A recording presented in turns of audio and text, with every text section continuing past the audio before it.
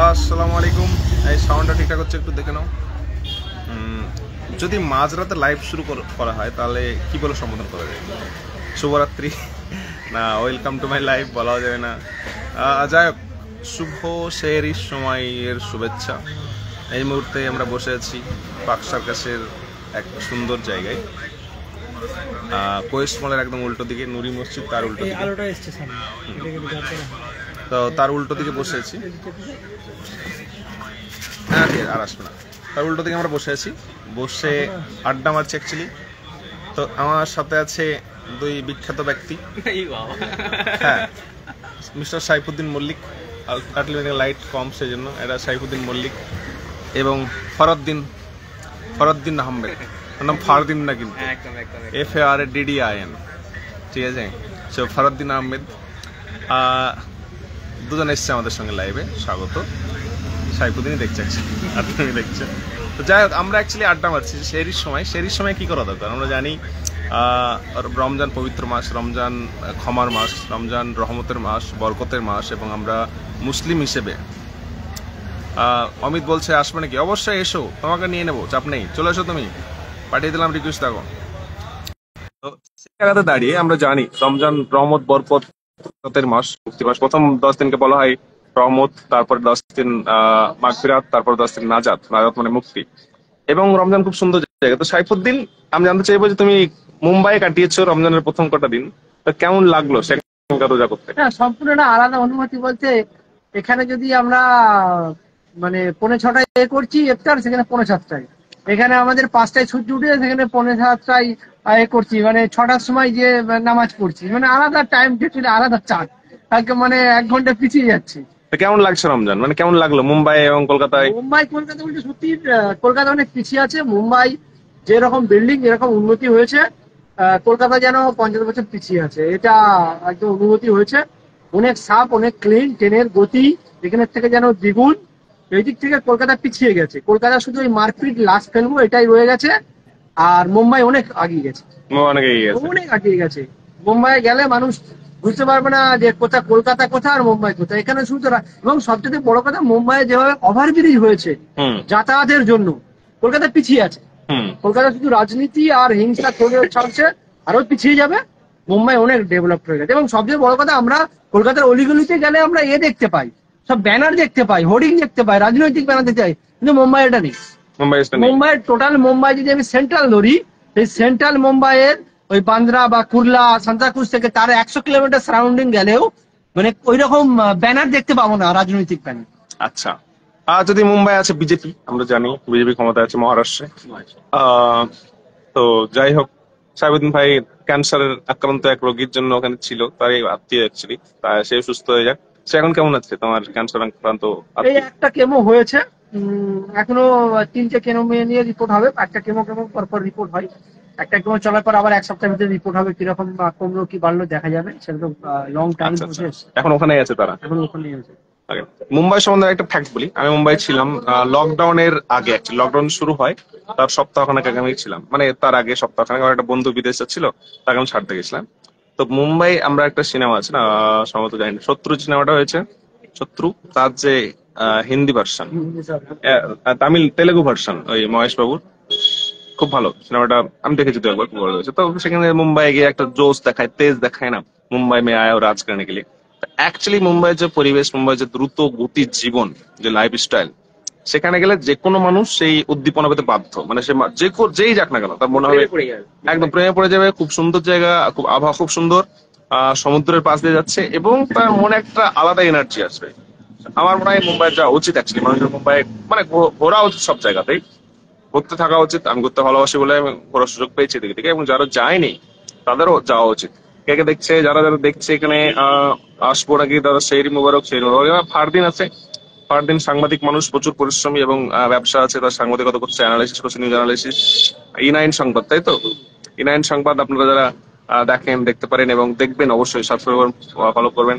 অমিত, তোমার চুল বড়, আমার চুল আমি কি করবো বলো? আমার একটু চুল বড় হচ্ছিল, কালকে গেছিলাম কাটতে, ছোট করে দিয়েছে। আমার এত আফসোস হচ্ছে কিছু, মানে সত্যি আমার আফসোস। তো ফারদিনের কাছে জিজ্ঞেস করবো যে ফারদিন, রমজান কেমন কাটছে? এবং এই যে মাঝরাতে বসে আমরা বসে আছি এখন এই মধ্য কলকাতায়, একটা ক্যাফেতে কেমন লাগছে? হ্যাঁ, ক্যাফে তো খুব ভালো লাগছে, কিন্তু এই শহরে আসার পরেই অনেক কিছু পরিবর্তন হয়েছে। গ্রামে কি হতো, আমরা 11টার সময় 10টার সময় তাড়াতাড়ি খেয়ে ঘুমিয়ে যেতাম, 3টার সময় মায়েরা গরম ভাত রান্না করবে, আবার খেয়ে খাবো, কিন্তু সেই সময়টা এখানে নেই।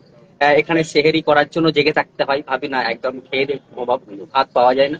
যাই ক্যাফেতে বসে যা পাই সেটাই খাই, এটাই চলছে জীবন। পুরি পুরি খেয়ে সে এরিয়া আমাদের করতে হ্যাঁ, হয়। যা পাই তাই খাই। বাড়িতে মা কত সাল কত কষ্ট করে সে এরিয়ার কথা ভাবো তো, এখন আমরা ঘুমাতেই পারছি না, মানে এখানে পয়সা সবচেয়ে কথা, এখানে পয়সা দিয়েও ভাত পাওয়া যায় না। পয়সারই ভাত পাওয়া যায় রাত্রে অ্যাকচুয়ালি। যা পাই তাই খাই। আর এখন এখন ভাবতে গেলে কষ্ট হয় যে মায়েরা কত কষ্ট করে সকালবেলাতে গরম গরম ভাত রান্না করে তারপর ডাকতো, তারপরে আমরা উঠছি উঠছি শীতের উঠছি সময় রোজা দেখেছি, সেই সময় হুম খুব কষ্টের মধ্যে তখন কিন্তু রান্না করে তখন রান্না করে খাইয়েছি। মানে ভাবাটা সত্যি, মানে এখন ভাবলেও কেমন লাগে। তো রিসেন্টলি দুদিন আগে আমার প্রথম প্রথম 2-3 দিন আমার ফোন সাইলেন্ট ছিল। মা আমাকে সকাল ডাকার জন্য ফোন করেছে, কবার ফোন করেছে। আমি সাইলেন্ট ছিল ফোন, আমি হয়তো একদিন জেগেই ছিলাম, একদিন ঘুমিয়েছিলাম। মা আমাকে 33 বার ফোন করেছে, 33 টাইমস, ঠিক আছে?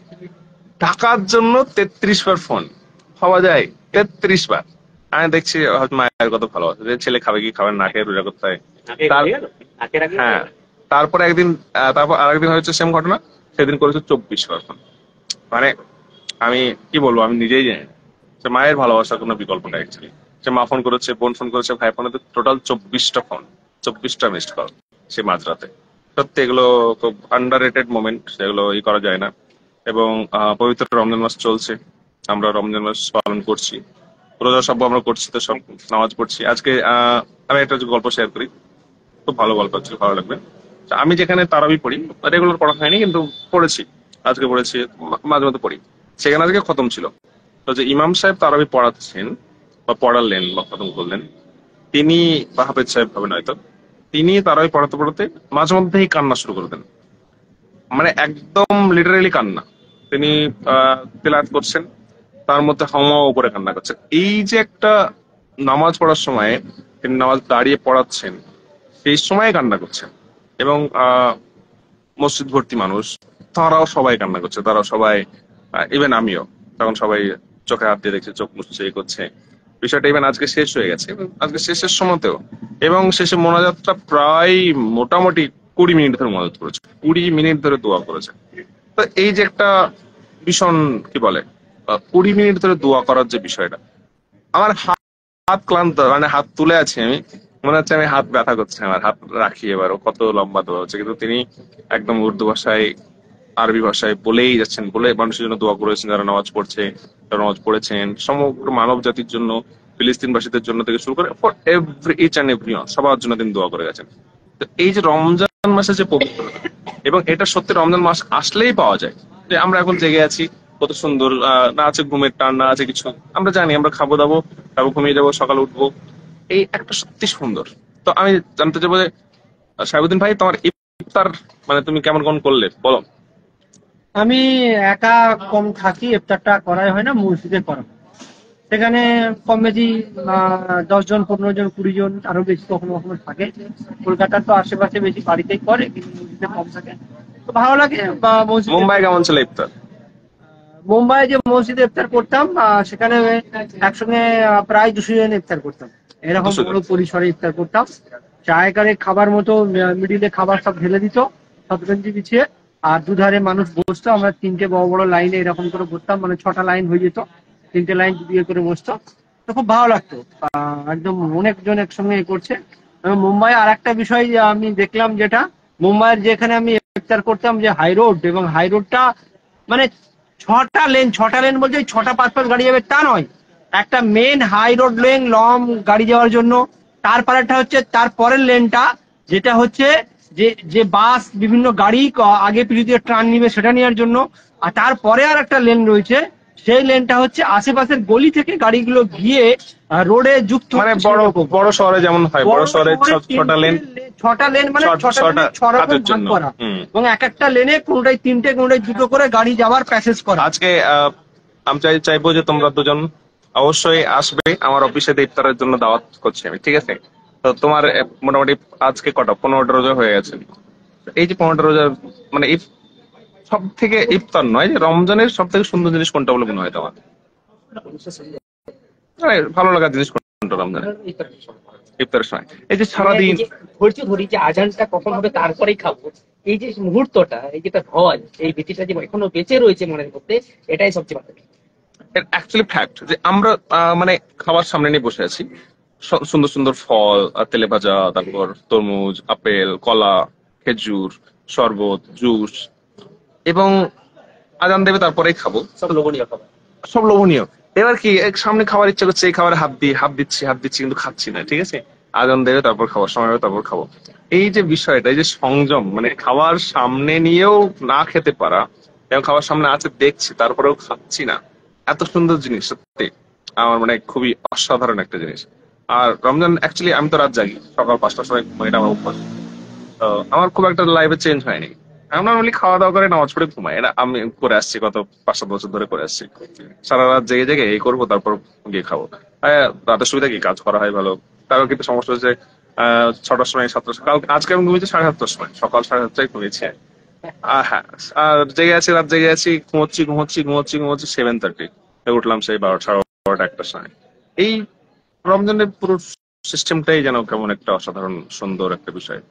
তো আমরা জানি যে তোমরা মিডিয়া কাজ করছো, সাংবাদিকতা করছো। তো কেমন, মানে এই রমজান মাসে সাংবাদিকতা করতে কি কি সমস্যা হচ্ছে তোমাদের? খুব একটা সমস্যা ফেস করছি না বললেই ভুল হবে। অভ্যাসে পরিণত হয়ে গেছে, মনে হয় না যে রোজা রেখেছে, কাজ করতে পারছে। একটু তো পরিষ্কার একটু মনে হয়, কিন্তু সেটাকে ধরলে হয় না। কারণ ধর্মটাও করতে হয়, কর্মটাও করতে হয়, দুটোই করতে হয়, দুটোই প্রয়োজন আছে। এখন যেটা যে যতটা এখন কর্মে যতটা প্রয়োজন আছে, ধর্মটাও কিন্তু মরে যাওয়ার পর অবশ্যই খুব বেশি প্রয়োজন। সেটা ফলো করে চলছে। না, এখন তো গরম বেড়ে গেছে, তো গরম বেড়ে গেছে মানে রাস্তাঘাটে গিয়ে খবর টবর করা একটু কষ্টকর হতে পারে। কষ্ট হতে তো মেনে নিতেই হবে। সারা বছর যার দৌলতে পৃথিবীতে এসেছি, অক্সিজেন ফ্রিতে অক্সিজেন পাচ্ছি, তার জন্য একটা মাস যদি না কষ্ট করি, 11 মাসটা তো খাই দাই করি, শুয়ে থাকি, কোনো ব্যাপার না, আসলে তো তাই না? 11 মাস আর সবসময় তো গরম আসে না। আমরা শীতও পেয়েছি, শীতও রমজান পাই। একটু কয়েকটা বছর আবার সমস্যা মিটিয়ে নিলে আবার হয়ে যায়, কোনো অভিযোগ নেই। তুমি কি গান টান করতে পারো? না একটু শোনাবে না আমাদের না না, গজল এসব টজল? আমার অ্যাকচুয়ালি যারা গান করতে পারে তাদের খুব ভালো লাগে। I am lucky to. এটা আমাদের দ্বারা হয় না, এটা শিখিয়ে দিয়ে হলো। না, সেটা অ্যাকচুয়ালি প্রয়োজন। অবশ্যই শেখা প্রয়োজন। মানে আমার গজল গান খুব ভালো সাধু লাগে। কলেজে গাইলাম হয়তো। না, খুব সুন্দর জিনিস, কেউ যখন গান করছিস শুনছি, বা একটু কেউ রবীন্দ্রসঙ্গীত গাইলো, বা এটা রমজান মাস, সাবিত্রী গান গাইতে পারো? আর যারা দর্শকবৃন্দ যারা দেখছেন, তারা কেমন আছেন, কেমন কাটছে আপনাদের রমজান? রমজান মাসে আপনাদের সব থেকে কি কি ভালো লাগে, আপনারা যদি কমেন্ট করেন আমাদের ভালো লাগবে। যদি আমরা জাস্ট আলোচনা করছি, ভাইয়েরা খুব লড়াই করছে অ্যাকচুয়ালি জীবন নিয়ে এবং সাংবাদিকতা নিয়ে, মিডিয়া নিয়ে, পশ্চিমবঙ্গের মতো জায়গাতে দাঁড়িয়ে তারা নিয়মিত সত্য তুলে ধরার চেষ্টা করছেন। সেই জন্য আমি তাদেরকে আমার একদম অন্তরস্থল থেকে সাধুবাদ, সবসময় ভালোবাসা জানিয়ে আসছি। এবং আলহামদুলিল্লাহ চলে যাচ্ছে আমাদের আমাদের জীবনটা তো এরকম। আর আমি বলতে যাবো ভাবছিলাম যে, কিন্তু আনফর্চুনেটলি সবাই ম্যারিড এখানে, অ্যাপার্ট ফ্রম মি, মানে আমি বাদ দিয়ে। তো আমি বলবো যে বিয়ে টিয়ে করে নাও, কিন্তু ফরদ্দিন ভাই বিয়ে করে নিয়েছে, আমাদের সাইফুদ্দিন ভাই বিয়ে করে নিয়েছে। দিয়ে আমি ক্যামেরার দিকে তাকিয়ে মনে হচ্ছে, "ও, এই ছেলেটা তো বিয়ে হয়নি।" কাইন্ড অফ একটা রিগ্রেটফুল ব্যাপার অ্যাকচুয়ালি। তো যাই হোক, আর একটু পরেই শেয়ারি আমরা পুরীকে শেয়ারি করি। কলকাতায় যারা আছেন, কলকাতা একচুয়ালি খুব সুন্দর। আমি এখানে দেখাচ্ছি আপনাদের, এখানে একটা রেস্টুরেন্ট রয়েছে, ভালো রেস্টুরেন্ট অ্যাকচুয়ালি, এখানে যদিও আমার সাইডে বসে যেমন লাগছে। এখানে সবকিছু পাওয়া যায়, মোটামুটি দারুণ খাবার, দারুণ চা, আর সারা রাত চলে এখানে। মানে তন্দুরি তন্দুরি রুটি, পুরি, ভাজাভাজির কাজ চলছে। সেই সঙ্গে সঙ্গে এটা হচ্ছে actually মসজিদ, এটা হচ্ছে নুরি মসজিদ। সেখানে আমি একটা সময় এখানে নিয়মিত নামাজ পড়তাম। এখন আমি আড়তদার মসজিদের একটা সেখানে পড়ি। কলকাতার মসজিদগুলোর একটা সুবিধা, এই জিনিস কি জানো, কলকাতার মসজিদে যেসব ইমাম সাহেবগুলো আছেন, মানে গ্রামে এটা নেই।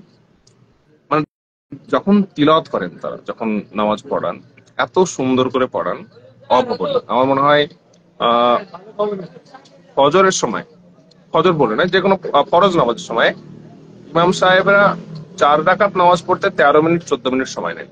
হ্যাঁ, 13-14 মিনিট, ঠিক আছে। সেম হচ্ছে ইভেন যখন জোহর পড়ান, জোহরের নামাজ তো ধীরে ধীরে পড়ছে, তখনও 11 মিনিট সময় লাগে। আসরেও তাই, মাগরিব সময়তেও প্রায় 10-11 মিনিট, এসার সময়তেও প্রায় 12-13 মিনিট।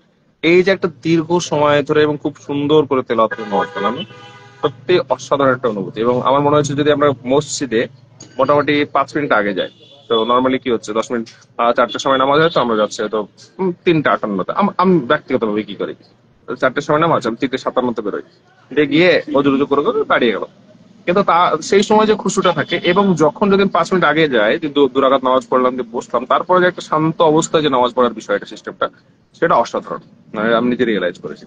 তো আমার মনে হয় আমাদের মসজিদে যাওয়া উচিত, একটু আগে আগে একটু আগে বসা উচিত, একটু সুন্নত পড়া উচিত, সুন্নত পড়ে তার সঙ্গে সঙ্গে একটু হয়তো কোরআন পড়লাম, কোরআন তিলাওয়াত করলাম, বা কিছু বা হাদিস পড়লাম। এই বিষয়গুলো খুবই আন্ডাররেটেড একটা বিষয়, কিন্তু মসজিদে গিয়ে নামাজ পড়া এবং একটু আগে পৌঁছানোটা সত্যি সত্যি খুবই সুন্দর। তো যাই হোক, কটা বাজছে এখন? 3টে 2। যারা এখনো সেহরির জন্য ওঠেনি, আর একটা কথা, তারা যদি উঠে পড়ুন।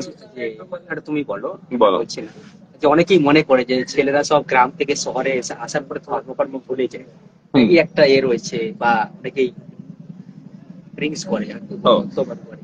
এই বিষয়গুলো যে রয়েছে, এখানে এসে আমরা যারা কলকাতায় ঘোরাফেরা করি, তারা তো ধর্মটা তো ভালোই করে, কারণটা কি? হ্যাঁ, অ্যাকচুয়ালি বিষয় হচ্ছে যে আহ, আমার ব্যক্তিগত মনে হয়, আমি যখন কলকাতায় আসি, ছোটবেলা থেকে নামাজ পড়ি, নামাজ পড়ার চেষ্টা করতাম। তার সত্ত্বেও বাড়ি থেকে এসে একটা ভয় ছিল, পড়াতো। এশাও করতাম ছোটবেলায়, তো এশাও সঙ্গে অনেক কিছু শিখেছি, তাদের সাথে নামাজ পড়া শুরু করা বা প্রোগ্রামে যাওয়া। তো নামাজটা আমার এখন যেটা মনে হচ্ছে, আমি সব রকম লোকের সঙ্গে মিশেছি। আমি এমনও দেখেছি যে আমার আশেপাশে যারা মুসলিম, তারা ড্রিঙ্ক করে, গাঁজা খায়, এমন লোককে আমি দেখছি। আবার এমন লোককেও আমি দেখেছি যারা নামাজ পড়ে 5 ওয়াক্ত, ধর্মপরায়ণ মানুষ। তো এই একটা, তারা কলকাতায় আছে। এবার বড় শহরে আসলে সমস্যাটা কি হচ্ছে, বড় শহরে নিজেকে নষ্ট করার জায়গাটা খুব সহজ। বাড়িতে কি আছে, একটা পরিবেশ রয়েছে, বাড়িতে আমি শুয়ে আছি, সকালে দিকে আব্বা দেখে শুয়ে ঘুমাচ্ছে এখনো, ধরে গাল দেবে, নাহলে মারবে, তুলে তুলে দেবে, ইভেন বাড়িতে আব্বা মা যেই থাকুক। শহরে সেটা নেই। শহরে সেই গার্জেনের যে একটা শাসন, সেটা নেই। শহরে আমি যখন যাই, এই এখন রাত 3টের সময় বসে আছি, চায়ের দোকানে বসে চা খাচ্ছি আমরা। তো এখানে আমরা চায়ের কাপগুলো রেখেছি actually। চা আরো কি খেলাম জানি না। তো যাই হোক, এতগুলো কাপ আমাদের নয়, আমরা খেয়েছি তো একটা। তো এই মধ্যরাত, এখন রাত 3টের সময় যদি গ্রাম ভাবি কোথাও চা খেতে যাবো, তো বাড়িতে দাগ চা পড়ে যাবে। বানিয়ে খেতে হবে। দাগ তো পড়ে যাবে, যেতে পারবো না, কোথাও পাওয়া যাবে না, তো বাড়িতে বানিয়ে খেতে হবে। এই অ্যাক্সেসিবিলিটি নেই। এবার আমরা নর্মালি কি হয়, আমাদের মধ্যে একটা মানে ছোটবেলা থেকে একটা রেস্ট্রিকশন বড় হয়েছে, যে আমাদের মেয়েদের সাথে কথা বলা যাবে না, মেয়েদের দূরে থাকতে হবে, এই সিগারেট খাওয়া যাবে না, বিড়ি খাওয়া যাবে না, যদি আমরা এসব করি সামটাইম। তো তারপরে এই করা যাবে না, ওই করা যাবে না। So একটা রেস্ট্রিকশন আছে। এবার কেন রেস্ট্রিকশন সেটা যদি আমরা বুঝি, তাহলে কিন্তু ভুল করার সম্ভাবনা খুবই কম থাকে। কিন্তু সেটা না বুঝে আমরা কি করি, যখন শহরে আসি, তখন আমি তখন ফ্রি টু ডু এনিথিং। তখন প্রথম প্রথম একটু এদিক ওদিক গিয়ে মনে হয় যে এই করি, ওই করি, ওই করি। সুযোগ আছে অনেক কিছু সময়, সুযোগ নিয়ে নিয়ে এই করি। একটা নিজেকে ভাসিয়ে দেওয়ার যে ট্রেন্ড, সেটা কিন্তু থাকে। তো সেই জন্য, তবে আলটিমেটলি যারা ধর্মকর্ম করে বা নামাজ পড়ে বা সে নামাজের প্রতি ভালোবাসা রয়েছে, তারা সবসময় নামাজ পড়বে। আমরা সকলেই নামাজ পড়ার চেষ্টা করি, এটা হচ্ছে বিষয়। আমি নিয়মিত মসজিদে গিয়ে নামাজ পড়ার চেষ্টা করি সবসময়। অলমোস্ট মসজিদে নামাজ পড়ি, হয়তো দিনে একবার, হয়তো বা দুবার, হয়তো বাড়িতে পড়ি বাকির সময়। তো নামাজটা সেটাই, নামাজ। এবং নামাজটা পড়া উচিত অ্যাকচুয়ালি। নামাজ পড়া, কোরআন তেলাওয়াত করা নিজের মনকে ভালো রাখতে সাহায্য করে। এবং আলটিমেটলি যদি 100 জন আসছে, পারিবারিক একটা শিক্ষাটা খুবই দরকার। পরিবার থেকে ভয় দেখানো হয়, শাসন করা হয়, বোঝানো হয় না যে কেন দরকার, মানে এই বিষয়টা কেন দরকার, বোঝানো হয় না। আমি পার্সোনালি মনে করি, আমি তাড়াতাড়ি জায়গাতে বসে আছি বা কলকাতায় থাকতে পারছি, তার একমাত্র কারণ আমি 5 ওয়াক্ত নামাজ পড়ি। মানে আমি যদি নামাজ না পড়তাম, 5 ওয়াক্ত নামাজ না থাকতো, নামাজ আমাকে কত কিছু থেকে বাঁচিয়েছে সেটা আমি হিসেব করে আমি যদি বলে যাই, আমি শেষ করতে পারবো না।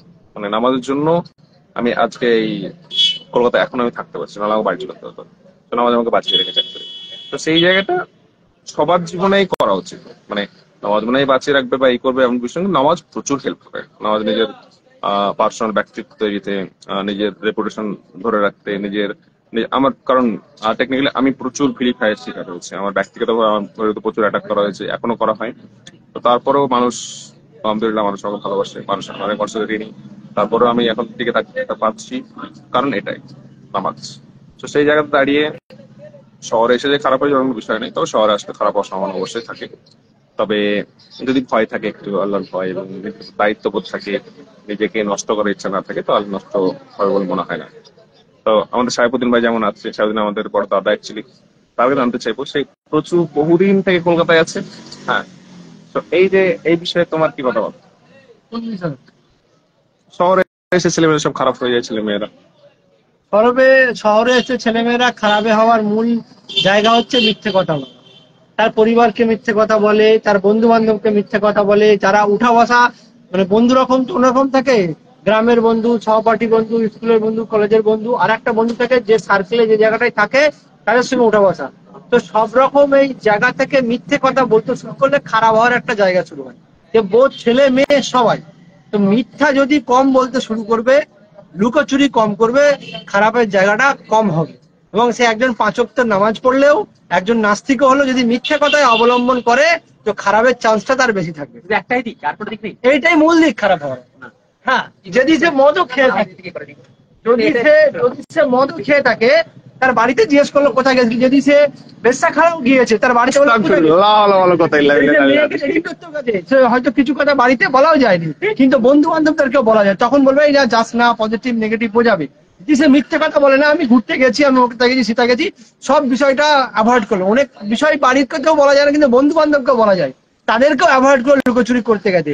মিথ্যা কথা যে যত বেশি বলবে সে তত বেশি খারাপ হবে। শুধু খারাপ বলতে চারিত্রিক খারাপ নয়, তার মানে কাজ, তার যে জীবিকা নির্বাহ, সব দিক থেকে খারাপ। অ্যাকচুয়ালি যেটা বলছে মিথ্যা হচ্ছে সমস্ত পাপের মা, সাহেবদিন যেটা বলতে চাইছে এবং বাস্তব কথা। আমি প্রফেশনাল ভাবে কখনো মিথ্যা কথা বলি না।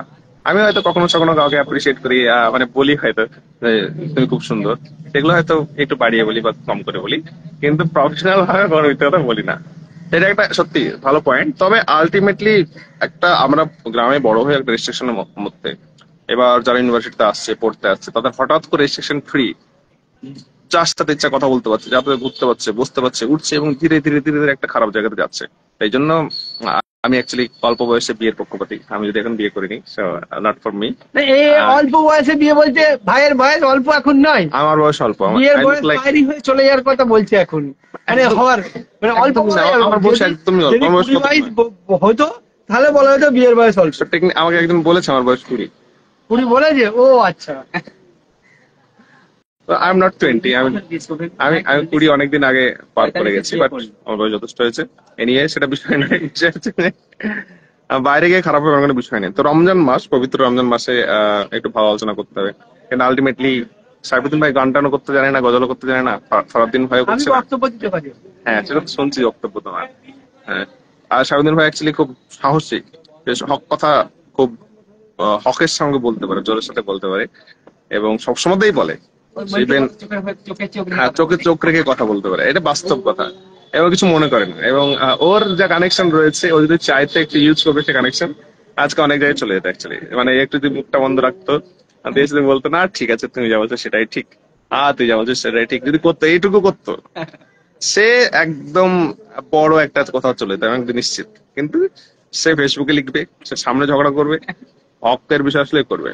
তো মানুষ এরকম থাকা উচিত। এই সাহস আল্লাহ সবাইকে দিক। আমি সেটা করতে পারি না, বা হয়তো বেশিরভাগগুলো করতে পারি না। হ্যাঁ, যদি আমি দু এক জায়গায় ঝামেলা করেছি, কিন্তু টোটালি একটা ডিফারেন্ট জায়গা। সব সময়ের জন্য একদম হক কথার সাথে লড়াই করাটা অত সহজ বিষয় নয়। তো যাই হোক, এখন রাত 3টে পার হয়ে গেছে। আমি যাবো একটু পরে। পুরি একটা বড় লুচি পাওয়া যায়, সেখানে লুচি কিনবো। ঘুগনি পাওয়া যায়, তার সাথে ঘুগনি দেয় অ্যাকচুয়ালি 10 টাকা পিস। 2-3টে কিনে তার সাথে মিষ্টি পাওয়া যায় পাশে, এখানে মিষ্টি কিনে আমরা সেই রেডি করি। তো যদি আপনারা কেউ সেই রেডি করতে চান, আসতে চান, ফ্রি টু জয়েন আস, একদম অ্যাবসলিউটলি ফ্রি। আমরা কোয়েস্ট মলের পিছনে আছি এই মুহূর্তে। সো বাক্সারগাছ কোয়েস্ট মল, শিয়ালদা থেকে একটু কাছে, এয়ারপোর্ট থেকে মেবি হাফ-অ্যান-আওয়ার জার্নি এখন এই মুহূর্তে। 20 কিলোমিটার রাস্তা এয়ারপোর্ট থেকে অ্যাকচুয়ালি। শিয়ালদা থেকে 10 মিনিট, হাওড়া থেকে 15 মিনিট, আর কোথায় ধর্মতলা থেকে 7-8 মিনিট। এখন আমরা রাতের কথা বলছি অ্যাকচুয়ালি। আর বাক্সারগাছ তো 2 মিনিটের রাস্তা। কোয়েস্ট মল একদম খুব সহজ ঠিকানা, তার পিছনেই আমার অফিস। আশেপাশে আমি থাকি, যাদবপুরে আমি থাকি। সো এদিক ওদিক চলছে এখন, সেই সময় বলে এখন আছি এখানে অ্যাকচুয়ালি।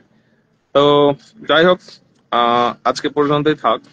কালকে একটা লাইভ করেছিলাম, সাউন্ড টাউন্ড ঠিক ছিল না। তো শেষমেশ কি বলতে চাইবে? সারাদিনের একটা কথা শোনাবে শেষ করতে? আর কিছু বলার নেই, সবাই সেদিকে ঘুমিয়ে যাও, আমাদের জন্য দোয়া করো। হ্যাঁ, আমি বলে দিই, ফারুদ্দিন ভাই কিন্তু সে নিউজ অ্যানালাইসিস করা শুরু করেছে রিসেন্টলি, তার ফেসবুক পেজে এবং তার চ্যানেলে খুব সুন্দর অ্যানালাইসিস করছে। তারা দেখতে পারেন E9 সংবাদ বলে তার চ্যানেল, এবং আমাদের সাইফুদ্দিন ভাই চ্যানেল নাম হচ্ছে নিউজ কল একবার আছে .in। হ্যাঁ, কিন্তু উনি ফেসবুকে লিখতে থাকেন শাফির বলে একটা ফেসবুক অ্যাকাউন্ট আছে, তার সিক্রেট অ্যাকাউন্ট আমি বলে দিলাম, সরি। না, ওটা সিগারেট কি করলো? আমার যদি ও ছবি দেওয়া থাকে সাফিরের ছবি দেওয়া আছে, সাইফুদ্দিন মল্লিক যেটা আছে সেটাতেই ছবি দেওয়া নেই, তো সাফির বলে আছে, সিগারেট বলা যেতে পারে, কিন্তু সাফির সাফির সিক্রেট। হ্যাঁ, তো নিউজ কল মাঝে পোস্ট করে, মাঝে পোস্ট করেনি, কিন্তু একদম খুব ভালো। এর আগে অনেক অনেক কিছু করেছে সে, এবং সেই সাথে সাথে আমরা জিম নওয়াজের যে অ্যাকাউন্ট উড়িয়ে দিয়েছে সেই জন্য আমরা দুঃখ প্রকাশ করছি, এবং জিম নওয়াজের অ্যাকাউন্ট যেন ফিরে আসে সেই কামনা করি। কারণ তিনি আমাদের একজন বড় সম্পদ, শুধু আমাদের বলতে কি রাজ্যের সম্পদ। তিনি যেভাবে ফ্যাক্ট ফাইন্ডিং করেন, তুলে নিয়ে আসেন তথ্য, সেই জায়গা থেকে তার অ্যাকাউন্টকে একদম ইচ্ছাকৃত ভাবে উড়িয়ে দেওয়া হয়েছে, যেটা খুবই একটা কি বলবো আমি, দুঃখজনক ঘটনা অ্যাকচুয়ালি। এবং তিনি বিশেষ করে ট্রেনের ঘটনা নিয়ে আপনারা যারা দেখেছেন জানেন, এটা এটা কেউ রিপোর্ট মেরে হয় না, এটা সরকারি লেভেল থেকে হস্তক্ষেপ না হলে হয় না। না, সরকারি যেহেতু বিজেপির মাস রিপোর্ট হলে হতে পারে না, যেহেতু বিজেপির কাজ বিরুদ্ধে গেছে এবং সে মূল উদ্যোক্তা, তো এখানকারের যে যারা রয়েছে ফেসবুক কর্তৃপক্ষ বিজেপি প্রশাসনিক ভাবে চাপ দিয়ে তুলছে, তাছাড়া হতে পারে না। হ্যাঁ, এটা কিন্তু আমি একটু কন্টেক্সট দিয়ে দিই যারা বুঝতে পারছেন না। বিষয় হচ্ছে যে কিছুদিন আগে ট্রেনের একটা ঘটনা হয়তো ভাইরাল, আপনারা দেখেন, ট্রেনে একজন চাচা চাচা মতো লোককে, গোলাম মুর্তজা সাহেবকে, তাকে একটা মহিলা, একটা মাফিকুল ইসলামকে একটা মহিলা অ্যাটাক করে ভিডিও করছে বলে। সেটার যে ভুল ছিল বা উনি ভিডিও করছিলেন না, বা ভিডিও করছিলেন কিন্তু সেটা অ্যাক্সিডেন্টাল ছিল বা ইচ্ছাকৃত করেননি, সেই ঘটনাটা তুলে ধরেন মোহাম্মদ জিম নওয়াজ, খুব সুন্দরভাবে তুলে ধরেন এবং বিষয়টা পুরোপুরি ডিবাঙ্ক করেন, যেটা নিয়ে পলিটিক্যাল দলগুলো পলিটিক্স করার জন্য নেমেছিল, সেটা তিনি পুরোপুরি বন্ধ করেন। এবং তারপরে প্রচুর চাপ আসে এবং তার অ্যাকাউন্টটাকে সরিয়ে দেওয়া হয়, যা অত্যন্ত আমি যখন জানতে পেরেছি আমার খুবই খারাপ লেগেছে বিষয়টা নিয়ে। এবং অ্যাকাউন্টটা সত্যি আমি আমি খুঁজে দেখলাম চলে গেছে। সো আমি নিজে ব্যথিত, কারণ তিনি যা কাজ করেন এক্সেপশনাল কাজ করেন, মানে বাংলা মিডিয়া জগতে তিনি নিজে একজন ফ্রিল্যান্স গবেষক হিসেবে কাজ করছেন, কোনো প্রতিষ্ঠানের সঙ্গে না থেকে যে দক্ষতায় যে কাজগুলো করেন সত্যি অসাধারণ। তো সেই জায়গায় দাঁড়িয়ে তার অ্যাকাউন্ট ফিরে আসুক সেটাই কামনা, এবং তিনিও ফিরে আসুন সময়মাই, এটা আমাদের ইচ্ছা। এবং সেই সঙ্গে সঙ্গে সবাইকে পবিত্র সেহরির শুভেচ্ছা এবং পবিত্র রমজানের শুভেচ্ছা। যারা জেগে আছেন অনুরোধ, নামাজ পড়ুন, 2 রাকাত তাহাজ্জুদ পড়ে আমাদেরকেও মনে করুন, নাম নিয়ে দোয়াটাও করুন আমাদের জন্য। হ্যাঁ, আর অবশ্যই ভালো কিছুর জন্য দোয়া করবেন অবশ্যই। আর আলহামদুলিল্লাহ, সবাই বেড়াতে আসুন ওয়েস্ট মলে, যদি আসেন কখনো। আমি মোটামুটি সকাল 10টা 11টা থেকে রাত 8টা 10টা পর্যন্ত থাকি এখানে। কোয়েস্টের পিছনে আমার অফিস। কোয়েস্টে আসলে আমাকে ফোন করুন, ইনশাল্লাহ আমরা কোয়েস্টে, আমি কফি খেতে পছন্দ করি, তো I won't mind to have a coffee with you guys. And thank you for watching us, thank you for watching, listen to us. And সেই খুব সুন্দর কাটুক, রোজা খুব সুন্দর কাটুক, রমজান খুব সুন্দর কাটুক, এবং তারপর খুব সুন্দর ঘুম হোক, আপনাদের সমস্ত ইচ্ছা মনস্কামনা পূর্ণ হোক, দুঃখ চলে যাক, সুখী হন, যাদের যে সমস্যা আছে সেগুলো দূর হয়ে যাক, এই কামনা রেখে আজকের এই আড্ডা শেষ করছি। সবাই ভালো থাকবেন। আসসালামু আলাইকুম।